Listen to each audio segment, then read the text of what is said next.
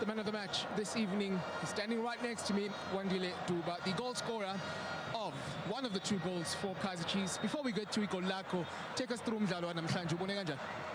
Hayi umdlalo namhlanje kufanele siwin.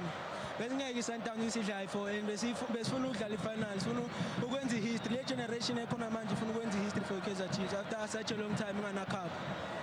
Awusitshele ngokuthi leading up to igame namhlanje ucoach ubethenda kunina as isquad nazi ukuthi nidlala neSundowns, nazi ukuthi umkomelo wanamhlanje ifinal. Awusitshelile ukuthi singabajahi because siyazi sonke iSundowns mnandi we build up, so silinde la moments njengegol lami ushilo ukuthi i-left centre back yabe nama mistake kakhulu, so sishaye ngetrap masivale sivulele ngaphandle iphase phakathi then enzeka kanjalo waqhamuka igol lokuqala. So kahle kahle uchaza ukuthi ucoach ubeshilo ukuthi ni target uSuarez namhlanje. Yeah, beyashilo since from start of iviki vele ushilo ukuthi target yethu i-left centre back yabe.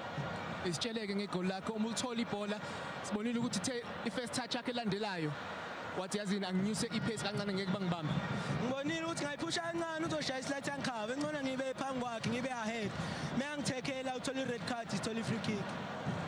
Ubushilo last week ukuthi iNetbank niyayitarget impela and abantu bangabaza bathi hayi lo udlala ngathi look at where you are now.